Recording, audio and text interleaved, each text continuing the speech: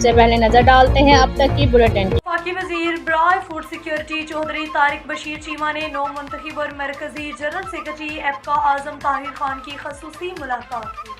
वफाकी वजीर बराए फूड सिक्योरिटी चौधरी तारिक बशीर चीमा ने नौ मुंतखब मरकजी जनरल सेक्रेटरी एपका आजम ताहिर खान की खसूसी मुलाकात में वफाकी वजीर ने मरकजी जनरल सेक्रेटरी मुंतखब होने पर मुबारकबाद पेश की। मुलाकात में सरकारी मुलाजमीन को दरपेश मसाइल के हल के लिए हासिल सैर गुफ्तगू भी हुई। मुलाजमीन के मसाइल हल करवाने की मुकम्मल यकीन दहानी भी करवाई गई। इस्लामाबाद ऑफिस में मुलाकात भी हुई। रिपोर्ट कर रहे थे खाला, अब 10 रुपए में सबसे ज्यादा पाउडर, जो बनाए झाग ज्यादा और निकाले दाग ज्यादा।